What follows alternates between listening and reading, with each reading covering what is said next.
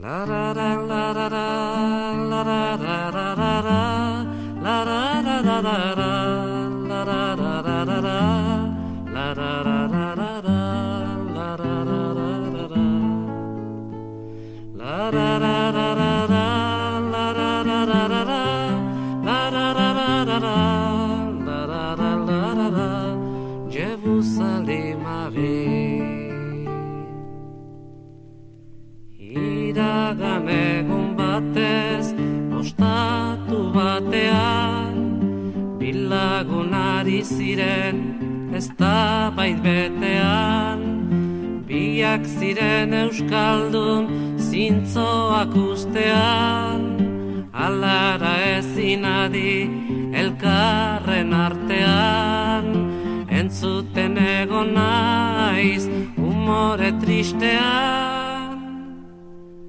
ez dut osorik hartu baten parabola, erderaz mintzo baitzen berak jakin nola, gure herri maiteaz zuela xola, hau bere gain beharra bertzen mendagola, gora Euskal Herria frantsesez ziola.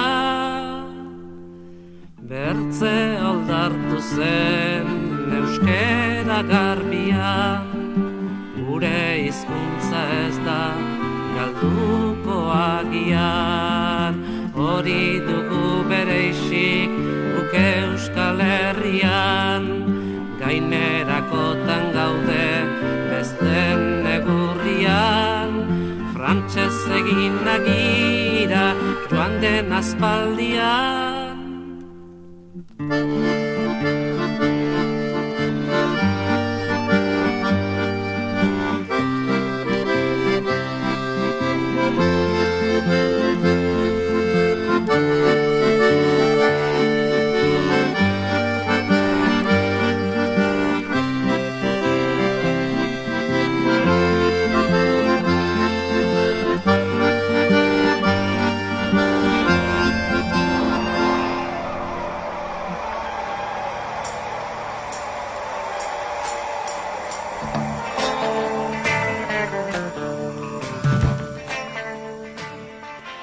Kaixo, bultzakako lagunak, hemen gaz? Opa, Carlos? Opa, hi.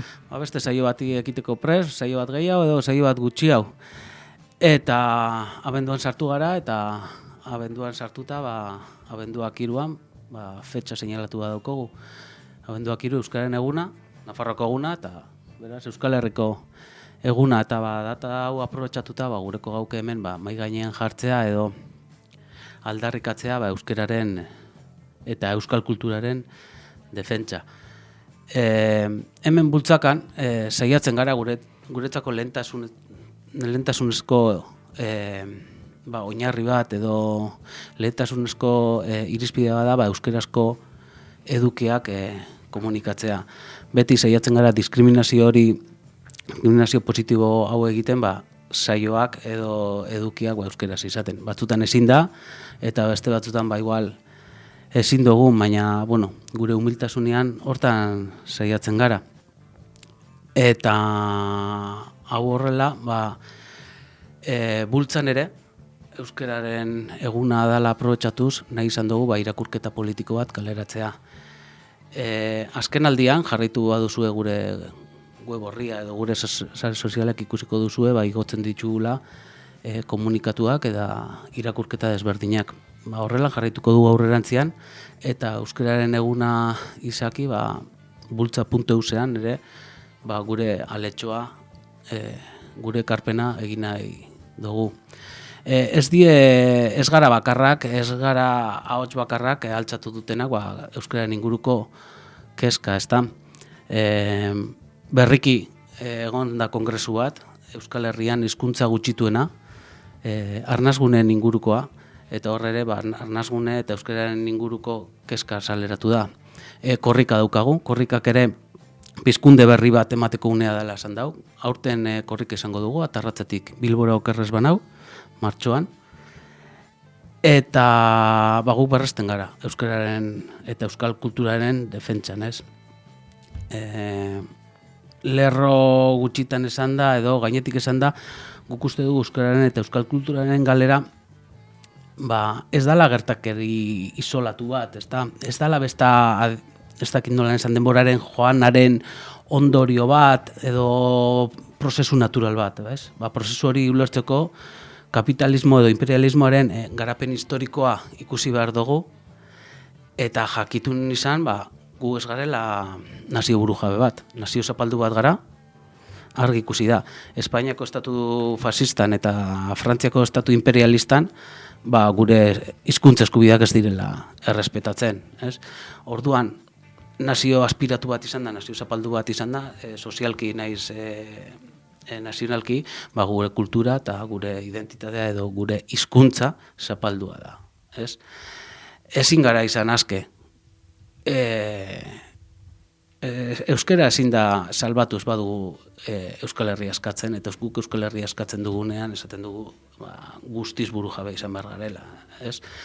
Mundu mailako joera hau, mundu mailako joera kapitalista honetan, oldarraldi honetan, ikusten dugu imperialismoa punta de lanza bezala edo fase goren bezala, ez ditu tokian tokiko herriak errespetatzen, eta ez ditu tokian tokiko hizkuntzak eta errespetatzen. Orduan hori garaitu behar dugu, eta hori da hein handi batean guk esaten duguna, ez? Orduan, Euskal Herria euskaratik askatuko da, bestela ez da izango, eta euskalduna izango da, ezta? Orduan hori, animatzea konpromisoak hartzen euskararen inguruan, guk ere humilki hartzen dugu, esan bezala lehen bultzakako edukietan, eta baita bultzako militanteak, hemen dugu Carlos, bere helburu eta bere erronkak nagusinetako bat euskara ikasten ari dela, eta guretzako hori txalogarria da, eta hori bestu behar dugu, eta holako gauzak apoiatu behar dugu, ezta, aekan euskaltegietan gogor, ezta? Animo, Carlos. Eta hori, Euskal Herrian euskarazek esaten da moruan, zentzu askotan gara ilunak bizi dutula, euskararen alorrean ere, krisi asko, anizkoitzak daudela, larrialdi ugari, alarmak piztu dira, eta horrien artean hizkuntza larrialdia da. Baina, hizkuntzak erpin asko ditu, eta guk esaten duguna auzi politikoa dela, eta dana doala elkarrekin. Orduan animatzen zaituztegu, abenduak 6an, egongo da manifa bat Euskal Herrian euskaraz, hainbat eragiek bat egin dute, eta euskararen lana eguneroko lana dela, eta euskararen lana dela antolatzea, politikoki antolatzea, eta politikoki burrukatzea.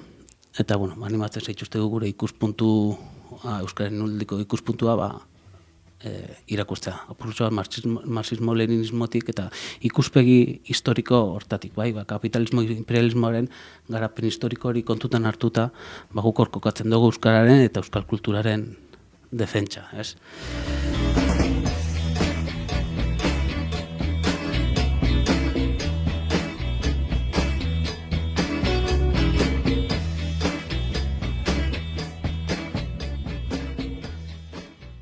Y Carlos, dicho esto, abenduak 3 euskaren eguna, abenduak 6 konstituzioaren eguna. El día de la Constitución, y además nos visitó el rey también, ¿no? Eso es. Y pues lo que ya decía el propio pueblo de Guernica, esa contradicción de que por un lado había gente que sentía cierta satisfacción en ver cómo Alemania venía a pedir perdón, pero ver al rey aquí y decir, el Estado español, que pasen a pedir perdón, que esto se hizo por el golpe de Estado fascista, que Alemania no vino aquí a invadir un país y que estos vinieron a colación de que el franquismo y los golpistas les pidieron su ayuda. Entonces así estaba el rey calladito, con la mirada baja, nada más que haciéndose fotitos con las víctimas. No, el Estado español tiene que pedir perdón por el fascismo impuesto, por la guerra, por los muertos, por los bombardeos y por todo, y eso pues ha quedado ahí en el aire. Y es lo que venía a decir un poco el pueblo de Guernica, de doble sabor. Por un lado vienen a pedirnos perdón los que tiran las bombas, pero los artífices ideológicos de esta masacre y de otras tantas, muchas más, pues aquí están calladitos, ¿no? Es el colmo de cinismo y lo que representa la política hoy en día. es que... Política show, sí. Es que... Fotito para ver el Twitter y con la víctima y ya está. Y bueno, también hay ciertas personas que al final acaban... Pues claro, ¿qué va a hacer una persona mayor? ¿Se va a levantar y va a decirle al rey eso hipócrita? Pues bueno, pues al final luego, pues bueno, al final reciben se apoyan en eso, pero vamos, quedó claro de que tanto en el recibimiento popular de rechazo que se les hizo, como en cualquier declaración que se haya podido ver, incluso en cualquier teleberri o cualquier cosa, de que el pueblo de Guernica no es tonto y no se deja engañar, y aquí ha faltado un perdón muy importante. Sí, justo lo que has dicho, no sé dónde lo he leído, que Gernika bombardatu zuen herrialdeko presidentea, Gernika bombardatzea agindu zuen herrialdeko estatuburuari barkamen eskatzen, Gernika bombardatzeagatik. Justo lo que has dicho. No hay nada más cínico ni un ejemplo más representativo de la política hoy en día. Y luego también, pues, el puto pueblo alemán, tío, que... los más imperialistas, los más fascistas. Creía que el colmo de todo esto iba a ser, no sé si habéis visto la película de Guernica, o sea, creía que el colmo iba a ser ya eso, o sea, en esa película llegan a plantear la duda de si no fueron los soviéticos, o sea, en plan conspiranoico como los antivacunas, en plan de, dejan un poco en el aire si fue realmente, en plan de la película. Claro, lo bombardearon los rojos, sí, ya lo dijimos en el anterior programa. Ya dije, esto va a ser lo máximo que se va a hacer contra Guernica, pues no, pues todavía hay cosas que se pueden seguir haciendo, todavía se puede seguir hurgando en la herida ahí, sí. Pues bueno, pues Día de la Constitución, Konstituzioen aurka beti bezala esan dugu, ez dago besterik, y si algo hemos aprendido es que los derechos se conquistan luchando. Entonces, pues el euskera también y todo lo demás. Derechos de los trabajadores, de la mujer, de todo, y que eso, la Constitución lo único que fue hacer, pues como dijeron, aquí todo queda atado y bien atado, fue el punto de sutura de una etapa con otra, en la que ataron costuras con parches, pero que quedaron incrustados en las estructuras del Estado, todas esas estructuras fascistas, que pese a que el régimen franquista abrió a una democracia burguesa, imperialista y demás, con sus elecciones y demás, y ciertos cambios y ciertos derechos que, como dices, se arrancaron en la calle, que no se regalaron, pues bueno, ciertas estructuras del Estado siguieron totalmente igual, cambiaron de nombre, cambiaron el color del uniforme, pero ahí siguieron y ahí siguen.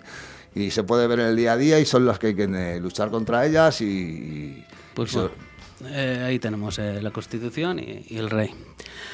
Pues bueno, aprovechando esto, pues vamos adelante, ¿no? Orain eukiko dugu bi elkarrizketa interesante, batetik Diego Ortxoren, berarekin landuko dugun gaina da Euskal Herriaren aurkako errepresioa eta baldintzazpeko legeak, eta oso animatzen zaituztegu entzutera, oso elkarrizketa interesgarria. Eta bestetik Infoantifari elkarrizketa. Infoantifa da Telegrameko komunikazio kanalean dagoen atera den kanal berri bat, eta bertako kide bati kontatuko duzku honen berri.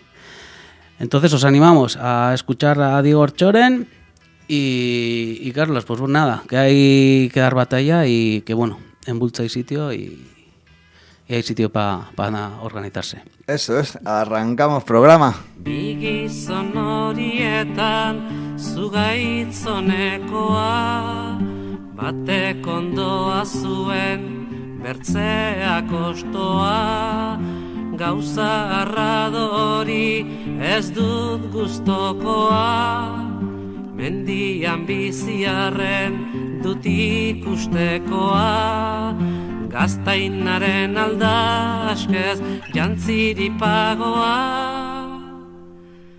Baterria goratzen arrotz baten gisa, arrotz nahiak berriz herriaren hitza, gurea jaegindu gaiten garbi mintza, lainopean bezala galduak gabiltza, ez daizke bi nagusi batean zerbitza. Elkarri direlakotz bigizon jazarri, gauza bat bera dute bipuzketan zarri, erakatsi nahi dut nik puskak elgarri, gure hizkuntza eta Euskal Herri, konparatzen baititut izaite bateri. Anai arrebak entzun enea hotxa, izaite bat ez daike ez urutxez osa. Herria da gorputza, hizkuntza bihotza, bertzeti bere istean bitarik bakotxa. Izaite horrendako segurra hilotza.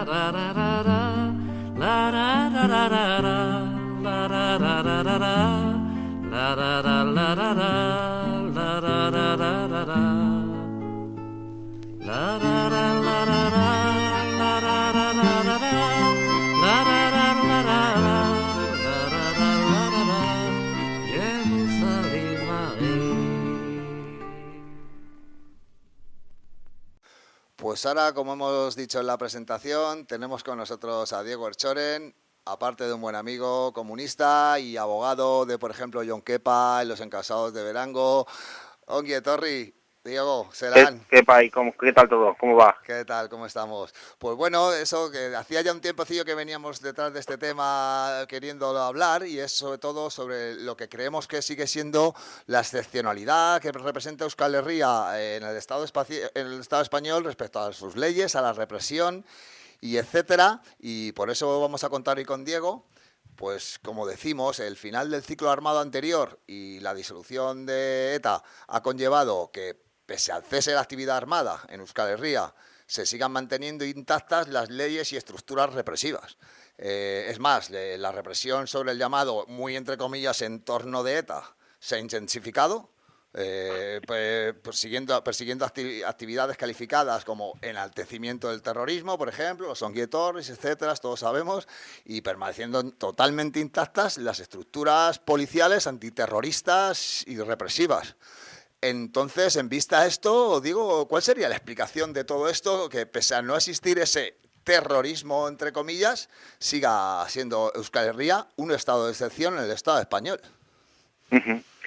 A ver, yo creo que hay que empezar por una cuestión que es muy importante. En primer lugar, durante sobre todo los últimos años de la existencia de ETA, se mantuvo desde el aparato estatal y desde sus alianzas, desde sus partidos y demás, se mantuvo la idea de que el fin de ETA traería como consecuencia pues una mayor prosperidad o una mayor progreso para la sociedad vasca en su conjunto.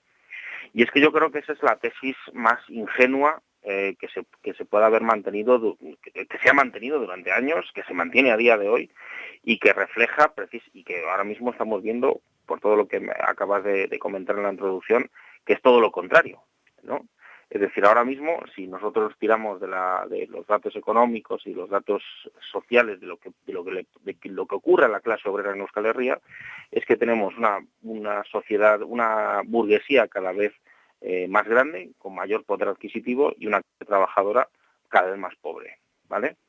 Entonces, el problema de fondo es que se ha entendido, sobre todo por parte de la izquierda abertzale, se ha entendido que la disolución de ETA iba a ser la apertura hacia una normalización, ¿no? Como se ha llamado, un fin del aparato represivo, y eso para nada es así. Es decir, es una lectura muy superficial de los acontecimientos. Lo que ha ocurrido ha sido todo lo contrario. Lo que ha supuesto el fin de ETA ha sido precisamente ha desnudado todavía más la esencia reaccionaria y fascista del Estado. Es decir, no es que los aparatos represivos se iban a disolver como consecuencia del fin de ETA, sino que se han reforzado.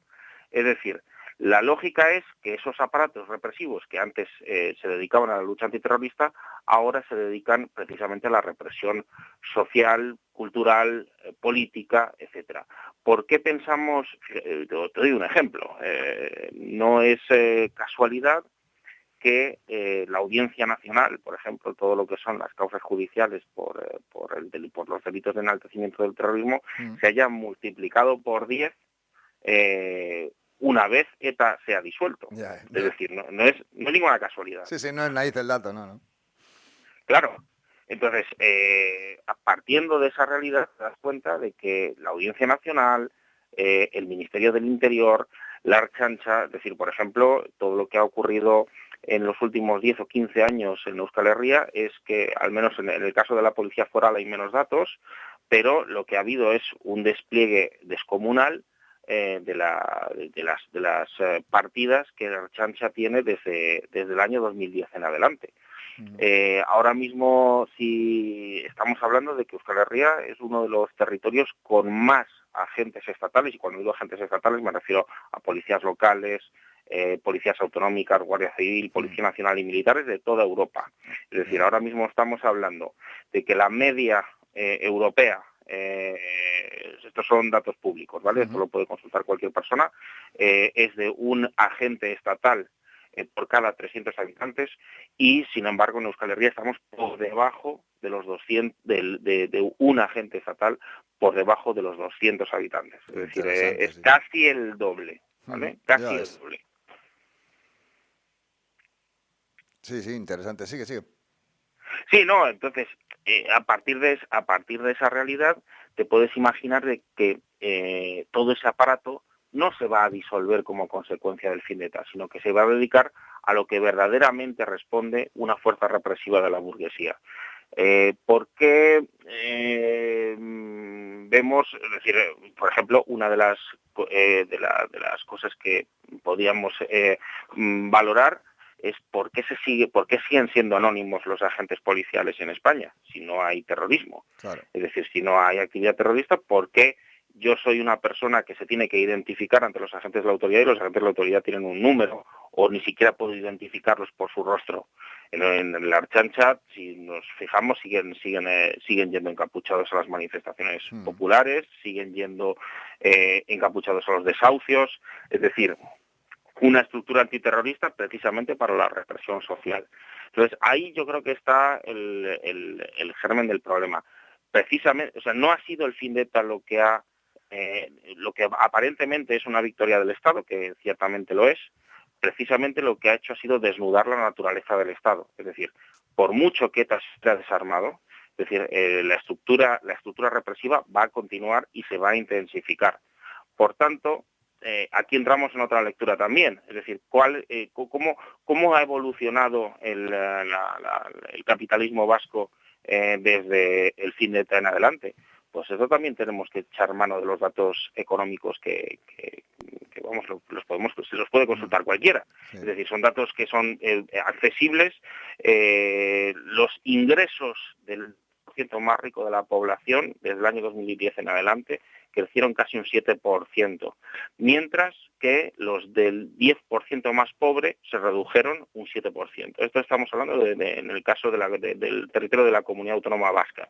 Pero en el caso de Navarra, estos también son datos del Eurostat, la pobreza también se incrementa. En el 2008 la pobreza severa en el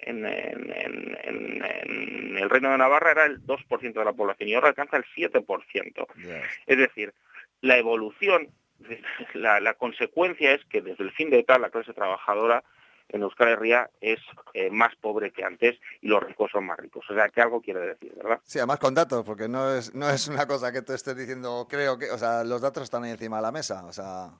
La depauperación de la clase obrera ha ido a más y los antagonismos entre el más rico y el más pobre han ido a más. Claro, exactamente. Por lo tanto, la represión también tiene que ir a más porque la clase obrera va depauperándose y la cuestión nacional sigue encima de la mesa y es que sigue todo igual, claro. Claro, entonces, digamos, tenemos que ver quizá una explicación dialéctica a todo esto, ¿no? Es decir, la explicación dialéctica, ¿cuál es? Pues que el fin de ETA no podía traer prosperidad general, porque el problema nunca fue solamente la existencia o no de un conflicto armado, sino que el problema era el marco capitalista que estructura la economía, tanto en Euskal Herria como en el resto del Estado español. Al final, la paz se convirtió en la condición para que este marco operara con mayor libertad, nada más que para eso. Claro. Es decir, lo que ha hecho el fin de ETA ha sido dar mayor libertad a la burguesía para operar con mayor tranquilidad y campar a sus anchas. No es casualidad, y esto hay un informe del sindicato LAB, que es del año 2012, que analizaba cómo había afectado el fin de ETA al diálogo, lo que ellos llaman el diálogo social. Es decir, cómo había afectado a la calidad de la renta per cápita y a la calidad del salario en Euskal Herria. Claro, Es decir, ahora mismo la burguesía no tiene ningún límite ni ningún cortapisas que la impida desarrollar el potencial que ahora mismo se está desarrollando. claro. ¿No? Es decir, Es. Antes tenía un freno claro. y ahora ese freno no existe y va desbocada. Exacto. Claro. Es decir, la paradoja no es que la paradoja que se ha dado en Euskal Herria, y esto es algo que no lo va a reconocer ni la izquierda abertzale, ni mucho menos el Estado, es que el mal llamado proceso de paz ha traído mayor desigualdad. Claro. Punto pelota. Y eso no lo puede discutir nadie. Eso es. Entre eso y igualmente, algunos datos que hemos visto también, igualmente, de cómo ha crecido exponencialmente la inversión extranjera, pasando, por ejemplo, de 528 millones en 2011 a 2.700 millones hasta 2017. Es decir, la burguesía vasca y el capital extranjero ampliaron muchísimo su rentabilidad en Euskal Herria, lo que estás comentando después del proceso, claro. Claro. Ahora, fíjate, yo en ese aspecto, parecería, ¿no? Realmente no ha sido una buena noticia para la clase obrera en Euskal Herria el fin de ETA, pero sí, fíjate una cosa, que es que este mal llamado fin de ETA ha traído como consecuencia precisamente que el Estado se desnude todavía más. Claro. Es decir, esa promesa incumplida, porque en el fondo se prometieron muchísimas cosas con el fin de ETA, lo que desenmascara es la naturaleza de clase del Estado y de la economía en Euskal Herria. Claro. Es decir, los que esperaban bienestar, pues descubren que la paz pues solo ha beneficiado a quienes ya tenían capital, y además esto está generando, creo, una crisis de legitimidad del relato oficial. Ya claro. Hay un sector de la juventud en Euskal Herria que ya que fíjate que no alcanzó la madurez ya fuera del conflicto armado, y sin embargo ya empieza a haber la necesidad de empezar a luchar con métodos mucho más contundentes que lo que es la estructura socialdemócrata en Euskal Herria le provee, ¿no? Eso es, y ya no solo la juventud, o sea, incluso a ellos mismos se les va desgajando cada vez más base, que lo han defendido lo indefendible y que cada vez es que ya se están viendo en decir, ya no puedo más, o sea, esto es una estafa, o sea, claro. Entonces, bueno, es la espada y la pared. Claro, Hay un poco pues desde una perspectiva más pues dialéctica, puramente dialéctica, creo que ahí tenemos que hacer una buena síntesis, que es que la izquierda abertzale, tarde o temprano, lo que es la izquierda, la de verdad, va a tener que unificar otra vez la reivindicación nacional con la liberación de la clase trabajadora. Claro. Si te das cuenta, ahora mismo todos los grandes conflictos o los grandes episodios represivos que se han visto en Euskal Herria en los últimos años han tenido que ver ya no tanto con lo que es la lucha por la liberación nacional, sino con el conflicto social que hay tanto en el territorio de la Comunidad Autónoma Vasca como el de Navarra. Sí, totalmente. Es decir, los desahucios, las huelgas, las protestas sociales, sobre todo protestas netamente sociales. Es decir, es impresionante ver cómo un desahucio en Euskal Herria se convierte en un campo de batalla. Sí, eso es. Entonces, el foco ahora mismo, es decir, lo que lo que era un aparato represivo destinado a la represión del movimiento de liberación nacional vasco, ahora se convierte en un movimiento represivo contra toda la clase trabajadora. Entonces eso va a dar que hablar. Sí, precisamente esa es la visión que hemos visto nosotros para poner ahora encima de la mesa el Txostén, que hemos puesto desde una versión marxista-leninista, es decir, hay que unificar la lucha por el socialismo con la liberación nacional y a la vez con el antiimperialismo, porque están ligadas totalmente, Claro. y por eso hemos puesto precisamente con ese nombre de hay que volver a ponerse en pie. Así que, Claro, oye, exacto. y por ejemplo, para ir a cosas concretas, por ejemplo, legalmente, jurídicamente, ¿por qué quemar un contenedor aquí en Euskal Herria es cale borroca y son 7 años, 9 años, y quemarlo en una manifestación en Badajoz En es Almería. desórdenes públicos Sí. y altercados? Sí. O sea, ¿por qué Sí, esas leyes de excepción siguen aplicándose aquí? Quemar una papelera aquí es cale borroca y en una misma manifestación, por lo que dices tú, por la vivienda o por no sé qué. O sea, ¿por qué esas leyes de excepción? Bueno, a ver, porque en el fondo la burguesía, aunque a veces lo olvidemos, la burguesía tiene memoria. Es decir, es consciente de que las experiencias de lucha que se han dado en Euskal Herria en los últimos 50 años generan un pozo entre los sectores que quieran avanzar o radicalizar sus luchas. Claro. Es decir, hoy yo he visto la noticia, ¿no?, de que le han prohibido a la afición de los Osasuna cantar la canción de Barricada de No hay tregua. Lo hemos visto. Sí. Bueno, algo quiere decir. Sí. Digo, joder, no hay actividad armada, ¿qué coño tiene que ver ahora mismo que no puedas cantar una canción de Barricada en los Osasuna? Pues porque el Estado tiene memoria y sabe que esas estructuras represivas las va a necesitar para un siguiente ciclo de movilización y de lucha. Es decir, ellos se están preparando, ahora nos toca prepararnos a nosotros. Sí. Sí, eso igual me viene al recuerdo, unos jóvenes que tuvieron en Araba porque llevaban borroca David de Bacarrá. Según ellos era la frase de ETA y es como, eso es terrorismo, o sea, la lucha es el único camino, solo pone, o sea, son cosas así.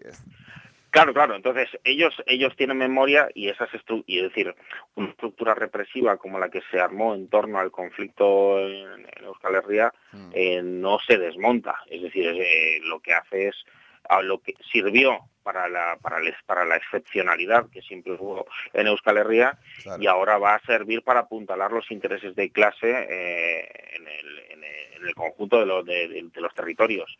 Entonces, esa es la explicación real, ¿vale? Es decir, esa es la explicación de por qué no se disuelve la Audiencia Nacional. Es decir, la Audiencia Nacional como tribunal de excepción histórico. ¿Por qué no se disuelve? O sea, ¿por qué? Es decir, al final todas esas estructuras necesitan, tienen hasta, ¿por qué no decirlo? Tienen hasta vida propia. Sí, claro. Entonces, eso al final trabajaron para el Estado en su momento y ahora van a trabajar para la burguesía. Entonces, toda la red de confidentes, toda la red de fondos reservados, toda la red de informantes, de escuchas, de empresas de seguridad, etcétera, ¿cuál es su enemigo en la actualidad? Pues aquel sector de la sociedad en Euskal Herria que quiera movilizarse y que quiera transformar la sociedad. Ahora mismo el peligro ya no es como decían ellos, los del tiro en la nuca, sino ahora son la gente que se enfrenta a los desahucios, la gente que hace piquetes en una huelga, etcétera.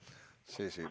Tal cual. Ya digo, igual, por ejemplo, el mismo caso, ya que, por ejemplo, que llevas los de Berango, los onguietorris, o sea, cualquier preso anarquista, comunista, antifascista que sale del Estado español se le recibe por sus camaradas como tiene que ser. Y aquí los onguietorris, pues tú, por ejemplo, que llevas el de Berango, claro. es que ¿por qué esa excepcionalidad? Igual, pues entendemos por lo mismo. Sí, son preguntas retóricas en realidad, ¿que por qué? Pues porque el Estado español sigue teniendo unas estructuras fascistas heredadas del régimen anterior, que si bien rompió algunas cosas hacia una democracia burguesa, otras quedaron intactas. Entonces, bueno, sí, en realidad nos estamos haciendo preguntas retóricas uno al otro. En el caso de Berango, de lo de Berango, es quizá paradigmático, ¿no? Porque incluso de cómo ha ido el proceso judicial, de cómo se han organizado las defensas en cómo se han organizado las defensas en función de qué parte del Movimiento de Liberación Nacional Vasco pertenecían, ¿no? Es decir,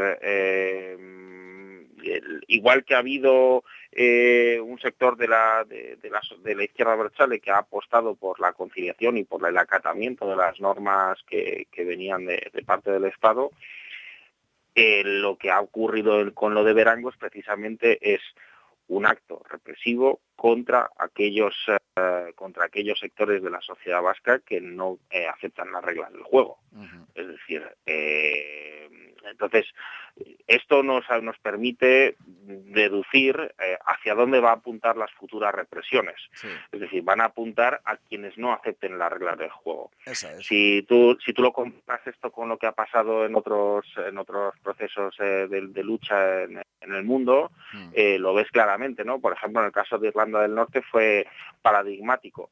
Cuando fueron las negociaciones de los acuerdos de paz de Viernes Santo, una de las cláusulas, que eso también son documentos históricos que los puede consultar cualquiera, fue que el IRA le pedía al gobierno británico, el IRA oficial, por así decirlo, le pedía al gobierno británico tiempo, no solamente para desarmar sus estructuras militares, sino para reprimir aquellos sectores de su propia organización que no aceptaran las nuevas condiciones, ¿no? Claro. Entonces, y aquí está pasando exactamente lo mismo. Si te das cuenta, los hechos represivos que ha habido en Euskal Herria, protagonizados o dirigidos por ayuntamientos o fundamentalmente por ayuntamientos en los que gobernaba EH Bildu, contra los díscolos, eso es, contra los díscolos. Claro, se han dirigido contra quienes no aceptaban las reglas de juego. Claro, sí. Entonces, esa es la función y a eso y esa va a ser la función del nuevo ciclo represivo que se viene. De hecho, ya se vio cuando se firmó, cuando el EPPK al completo giró para donde viró. Los que no entraron en ese juego se les dejó solos, se les dejó sin abogados, claro. O sea, ahí ya fue la primera. Decir, ¿cómo? O sea, ahí ya fue el primer ataque a los díscolos del que el que se mueva no sale en la foto, ¿eh? Y aún así, con mucho valor, nuestros presos tiraban para adelante y dijeron, pues nos dejaréis solos, pero seguimos con Duintasuna, claro, con dignidad hacia adelante. Claro, y aparte porque sabemos lo que significa aceptar esas reglas de juego.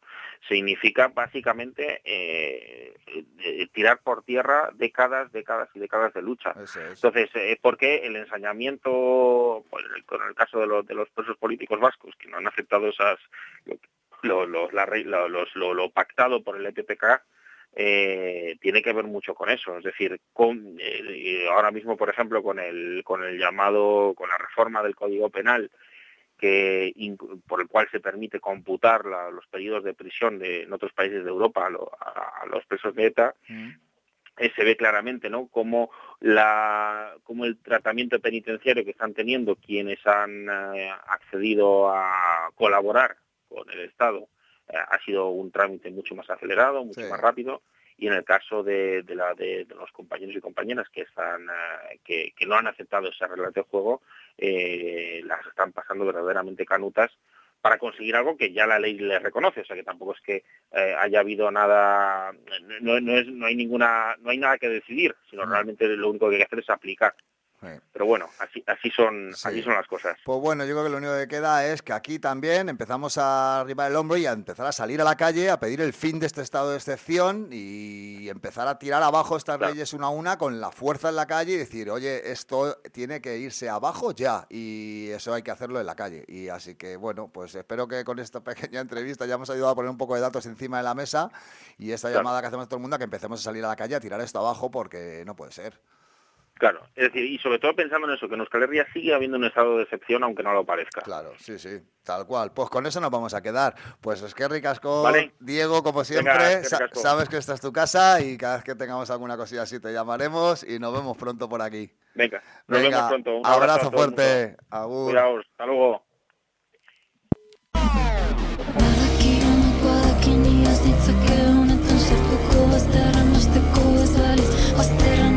Laurogeita hamazazpi irratia cumple 10 años. Para que cumpla muchos más, entra en laurogeitahamazazpiirratia.info y hazte irratikide.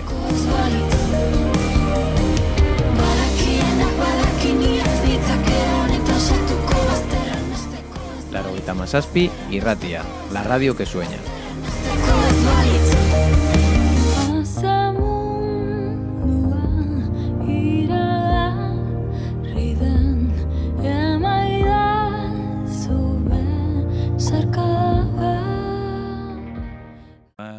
Bueno, entzule maiteok, orain gatozkizue beste elkarrizketa batekin. Xabi Branca daukago gurean, Xabi Branca kudeatzen du Info Antifa Euskal Herria, bueno, Telegrameko kanala, Agencia Noticias Autónoma, Borreruak bi webgunea, baina, bueno, nik baino beto berak azalduko digu nondik datorren asmo hori, arratsaldeon. Arratsaldeon. Bueno, nila 57 urte dekotaz. Eta, bueno, hasi nintzen 80. hamarkadan, hasi ginen fanzin batekin, eta fanzin horren bitartez, hasi ginen harremanak eukitzen, con la Liga Antifascista de Burgos, garaiko boltxebik aldizkaria gaur boltxe dena, eta hasi ginen mugitzen material antifascista, informazio antifascista, kanpainak, eta bar. Eta fanzin horretan espazioa ematen genio fasismoari. Eta gero, fanzin horrekin bukatu gendun eta sortu gendun fasismoaren aurkako kolektiboa. Hortik, lan egiten gendun 1989 urtean uste hasi ginela talde horrekin, kolektibo horrekin, eta gero hor jarraitu dugu fasismoaren inguruan lana egiten, antifasismoaren inguruan, fasismoari aurre egiteko planteamenduak mahai gaineratzen, eta fasismoaren aurkako kolektiboarekin egon ginen zenbait urte, eta gero sortu genuen Sare Antifascista. Sare Antifascista hasieran sortu zen koordinakunde baten moduan. Hor bartzen ginen herri norteko jendea, mugimendu skinheadaren zenbait taldeekin, adibidez RAS, edo kolektibo derrapados rojos, Sartako eta hauek danak. Nortzu gehiago, boltxe aldizkariko atal antifasista eramaten zuten jendearekin, eta bartu ginen zenbait jende. Eta sortu genduen Sare Antifascista, eta hor mugitzen hasi ginen, gero koordinakundea edo nolabait alde batera utzi genuen, edo desintegratu egin zen, ez zuen aurrera jo, eta Sare Antifasista kolektibo moduan jarraitu zuen aurrera, gaur egun existitzen dana. Eta ni Sare Antifasistarekin kolaboratu izan dut, eta kolaboratzen dut oraindik gauza askorekin. Baina konturatu nintzen, heltzen zitzaizkiala pila bat berriak informazioa fasismoaren inguruan. Eta, karo, Sare Antifasistak ezaukan kapazitaterik kudeatzeko guzti orain beste informazioa. Eta orduan pentsatu nuen, igual montatzen du kanal bat, ez lehiatzeko Sare Antifasistarekin, baizik komplemento moduan izateko, ezta? Beste berri batzuk eta beste notizi batzuk, beste albiste batzuk zabaltzeko. Eta, horrela sortu zitzaidan ideia, eta martxan jarri nun pasaden udan. Ez dakit, uztailean edo abuztuan uste dut jarri nuela martxan, eta hori daukat Telegram kanal bat, Twitterren Xen daukat beste profil bat, eta gero Borreruak webgunea. Xen eta Telegramen egiten dudana da berriak zabaldu, berriak eta efemerideak, memoria historiko antifasistaren inguruko efemerideak, eta gero webgunea erabiltzen dudana da egiteko borroka nolabait ideologikoa edo zabaltzeko... igual artikulo edo testu luzeagoak, ez? Testu luzeagoak, erreportaiak eta horrela. Batzutan egiten ditut nik elkarrizketak, batzutan egiten ditut nik artikuluak, baina gehien bat egiten dudana da kopilatu beste edabideetan agertzen diren artikulu antifasistak eta jartzen dute webgunean eta hortik difusia ematen diot. Eta horretarako, laguntzanetarako, badakizu, gaur egun militatzeko zailtasunak oso handiak dira jendearentzako. Baina, badaukat kolaboratzaileak, hortik eta mendik, eta bidaltzen dizkidate... Anemenka. Bidaltzen dizkidate artikuluak, berriak, konbokatoriak, adibidez daukat kontaktuak Kantabriako jendearekin, bidaltzen dizkidate memoria historikoaren inguruko berriak, Gero Bilboko zenbait auzoetan bai jendea dekot, kontaktua dekot, begiratzen dira, begira, Xabi, hemen dokat ikusi dut kartela hau, edo ikusi dut pintada fascista bat, edo ez dakiz zer, eta bueno, baina, bueno, hau ez autonomoa da, autonomoa jarri diot, albista agentzia autonomoa jarri diot, ez daukat inolako loturarik inongo erakunderekin. Eta, bueno, jarrian nion independiente, baina, bueno, autonomoa jarri diot. Eta, baina, bueno, ni kontaktuan nago herri mugimenduan ezagutzen haute, eta kontaktuan nago pila bat jendearekin, eta, bueno, elkar harreman horretatik sortzen da ekimena. Bai, hori da Euskal Herriko Info Antifa kanala, eta, bueno, edo webgunaren jardura, baina zergatik, zergatik horren beharrezkoa ikusten dugu gaur egun... Bai, alako, tresnak. Bai, oldarraldi bat dago reakzionarioa itzela, ez da mundu mailan eta Euskal Herrian bai, pentsetan dugu hemen niri grasa egiten dit esaten dutenean hemen Euskal Herria es un pueblo antifascista, profundamente antifascista, bueno, bai, hemen antifasistak mugimendua indarra dauka, bai, hemen fasistak ere badaude, Euskal Herrian fasistak badaude. Eta hemen deukotaz datu batzuk, ni publikatu nun artikulu bat uztailean, radiografia del fascismo en Euskal Herria, holako zezer, ez dut gogoratzen orain titulua. Hortiz joan ni irakurritan daukat, bai. Bai, eta hor zenbait datu agertzen ziren. Deustuko Unibertsitateak egin zuen, nola da, inkesta bat, Eusko Autonomia Elkartean, eta hor agertzen ziren datuak, esanguratsuak ziren. Nik eta apurtzu bat hortik abiatuta zanun, hemen arazo larri bat dago. Eta datu horiek adibidez esaten dute, Eusko Autonomia Elkarteko langileen, pertsonen, herritarren, 157 bere inguruan, izan dira testigos, erderaz idazten dut, lekukoak izan dira, de tendencias reaccionarias. Ia erdia baino gehiago, Euskal Autonomia Elkarteko pertsonen erdia baino gehiago.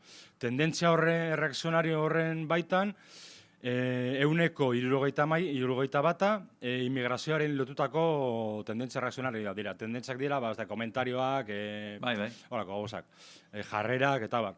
Eta beste 123 izan dira generoarekin ikusten harremana daukaten tendentzia komentarioak, horrako tendentzia, eta ikusten zaidan hori zela, arazo nahiko larria. Esan nun, hau, bagenekien, ez da, oldarraldi reakzionario bat zegoela, baina datu hauekin ikusita, oso zanguratsua da, ez da. Eta adibidez, Euskal Autonomia Elkartean bakarrik 17,4 pentsatzen du migranteak eduki behar dutela beste pertsonen moduan protección civil, babes zibile, viviendas de protección oficial. Babes zibileko etxeak. Babes zibileko etxearen etxeak eukitzeko eskubidea. Eta adibidez, 140, Eusko Autonomia Elkarteko 140 pentsatzen du osasun publikora limitatuak egon bar zirela etorkinak. Eta hori iruditzen zait makarrada bat, baina ez bakarrik fascismo baizik eta gizatasun aldetik eta bakarrik, gauzak ez dakit nire kosmobizioa edo kosmobiziotik abiatuta, horiek pentsakerak iruditzen zaizkit marzianada bat. Zeren bururatu alzaion pertsona bati, esatea, beste bati, berdin dio nondik datorren, da Beltxisketa o de Madrid, Nicaragua, agüita. Quiere decir, que no le atiendan en la seguridad social igual que al resto, pero tío, ¿estamos locos o qué? Eta 160 esaten du ez daukatela eskubidea a las prestaciones sociales. Begira zelako panorama. Eta gero, claro, zuk esaten duzu. Entonces, ¿para quién son? Porque quiero decir que las gentes de aquí, ¿no? Que los que tenemos trabajo ya hace un tiempo, somos justo los que no las necesitamos. Entiendo que esas prestaciones eran para peña que las necesita. ¿No? Eta gero jarrera horietan, badago jende asko, ni ez dut kritikatzen, badago jende asko, Estatu Espainoletik etorritako jendea izan dela. 60. hamarkadan, 60. Bai, Eta pertsona horiek dira hori esaten dutena. Ez guztiak, euskaldunak ere, euskaldun autoktonak, entre comillas, ere badaude hori izaten dutena, baina jende asko horrela pentsatzen du, eta jende asko etorri da Andaluziatik, Galiziatik, eta beste. Eta espainolak inmigratu dute Suitzara, Alemaniara, frankismo garaian, eta horrelako pentsamendua dago, eta harritu egiten nau, ezta? Bai, bueno, harritu eta larritu. Larritu, bai. Ez dut esaten jende horiek fasistak direla. Baina fasismoa bai hortik hartzen duela indarra, ezta? Osa, de ese pozo sozial. Bai, batzutan askotan esaten dute, nik entzuten dut, ez? Hori taberneko, baina, bueno, es que Vox eta el PP zenbat boska dituzte. Niri berdin zaizkit zenbat boska dituzten kaleko edo tabernetako diskurtsoa irabazi badute. Bai, hori jendea, kutsatu bada, eta entzuten badituzu tabernetan alako astakeriak, horrek esan nahi du, ez dituztela botoak behar alako zuen, daukaten benetako diskurtsoa, ez? Integratzeko eguneroko bizitzan. Hau da, jendearen eguneroko bizitzan, zenbait gezur sartu dira, eta onartuak izan dira, eta hoien kontra borgatu behar direnak, ez? Eta da alako diskurtso reakzionario eta fascistak. Bai, eta gero hori eramaten du, ertzaintzak hasi dela egiten atxilotuen jatorria zabaltzen, ezta? Informatzen dutenean atxilotuen berri, hasi dire esaten jatorria, karo. Ez dut esaten klase soziala zein den, edo delinkitzen dutenak zenolako estatu sozialean daude. Pobreak direla, baztertuta daudela, eta horrela. Kale egoeran, lapurtu behar izan duela, ez? Ez dut esaten, eta hori, bitxegiten ari garen kutsu sozial horrek darama, alderdi eskuindarrak, PNV kasu honetan, PP-ren eta Voxen presioarekin, binge zubidiak esan zuen PP eta Voxen presioa gaitik izan dela. Begira, hortik galditu nahi dizut beste gauzatxo bat. Ja, Frente Obrerotik, ikusi dugu dana, fastizazio prozesu guztia, baina,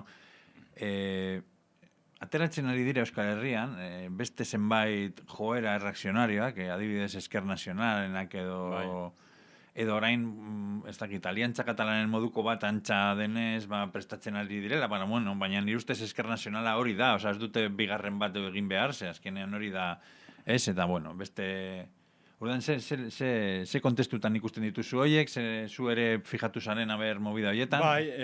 Esker Nazionala, eta gainera Esker Nazionalaren gauza oso arriskutsua da, eta gainera diskurtso bat, daukate diskurtso, ez dala reala. Zaten dute, etorkinak egin dutena da prekarizatu hemen bertako langileak. Ni gogoratzen az, 80. hamarkadan, jarrai gazte erakundeak, hasi zela eta prekarizatzen duena da enpresariak, ez langileak. Prekarizazioaren aurkako borrokak hasi zela jarrai bere garaian egiten, ETT-en aurka eta horrela, eta etorkinekin ez da etorri prekarizazioa hasieratik da, aurretik dator. Eta horrek esaten duena da, zenolako intentzioa dagoen Esker Nazionaletik, Esker Nazionalen atzetik, ez da? Ez, hori da, ez que azkenean horren atzean dagoena da, gu ez gara etorkinekin sartzen.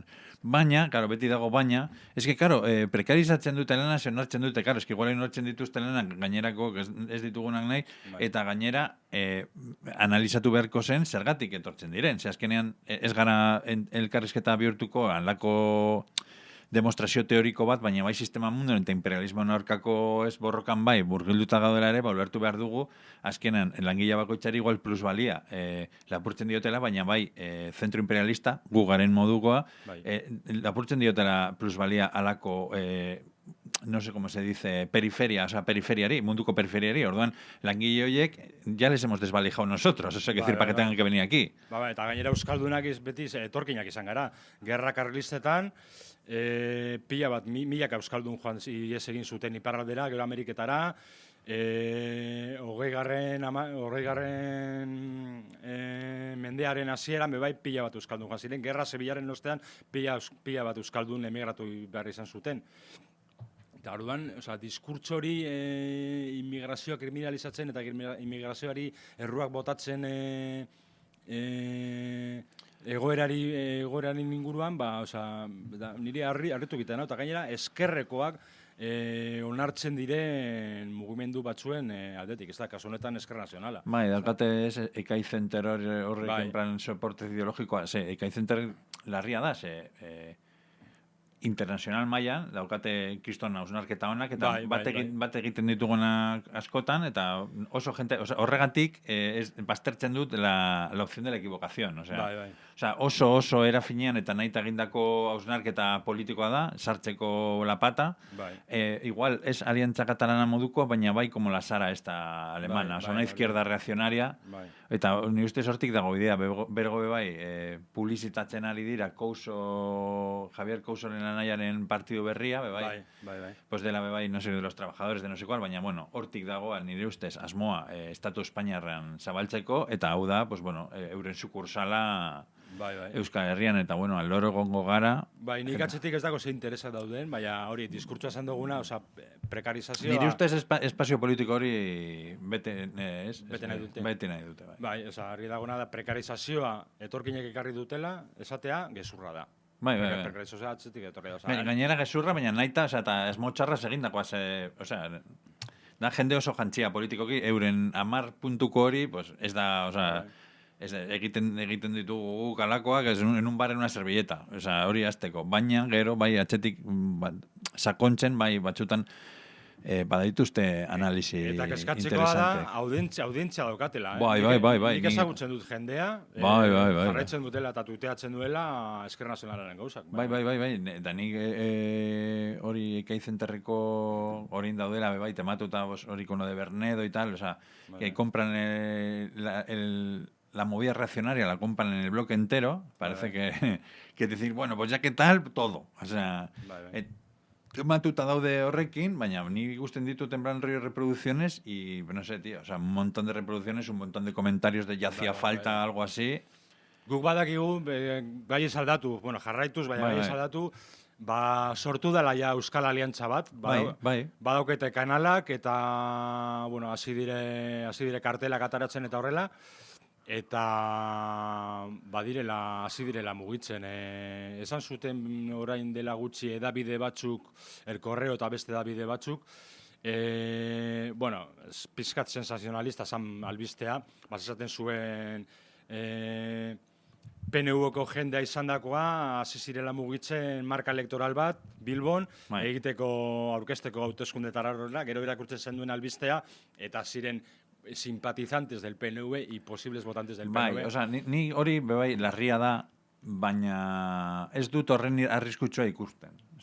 Ezker Nazionalaren asuntoa da nire ustez arriskutsuagoa. Bai, da caballo Troya bat, ezkerrean. Bai, horregatik. Bestea agerikoagoa da, eta bueno, pues aquí nazi siempre ha habido, no lo vamos a negar. También había gente el 19 de junio del 37 aplaudiendo ahí, ¿no? Quiero decir, hori bat dator. Bueno, eta apur bat epiligoa jartzeko, pues, igual gogoratzea berriro zuen kanala eta... Bai, daukagu, jartzen baduzu Telegramen info antifa Euskal Herrian ikusten dut agertzen dela. Bai.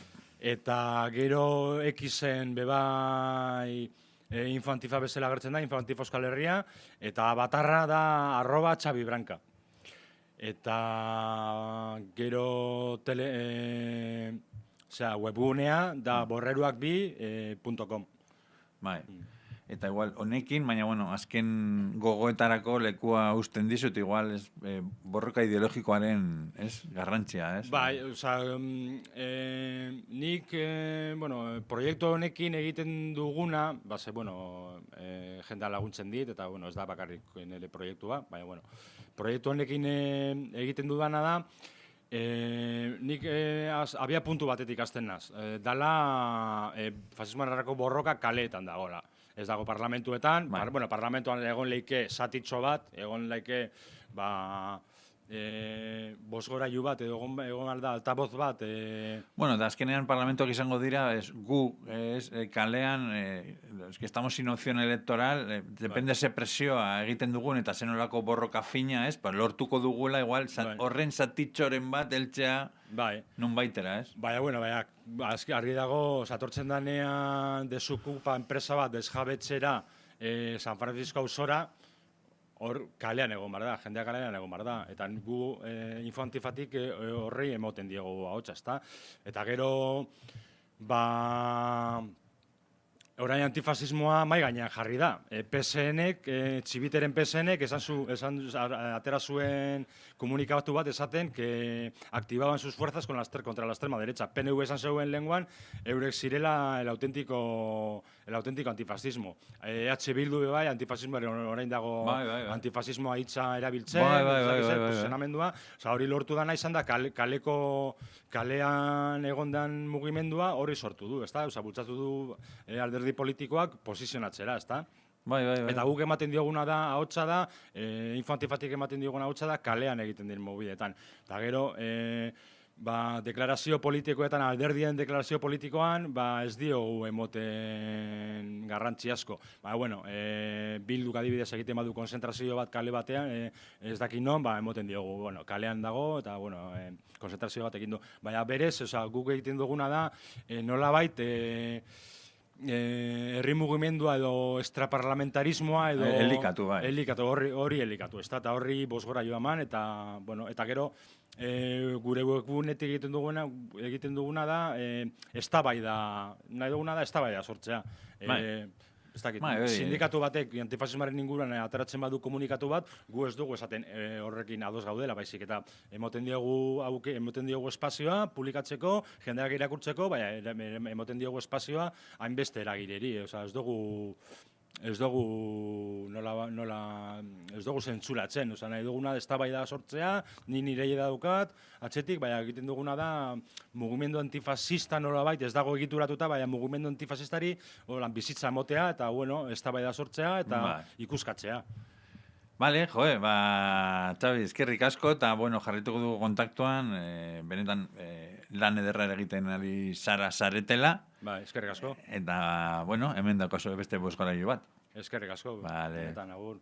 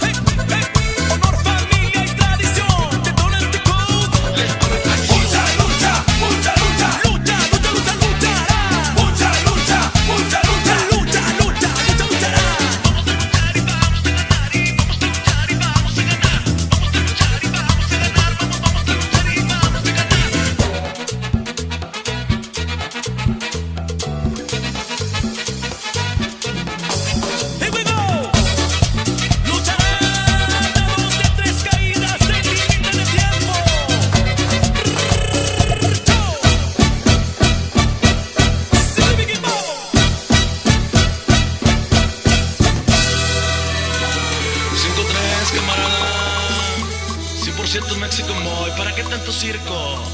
Cámara, loco. What's up, man?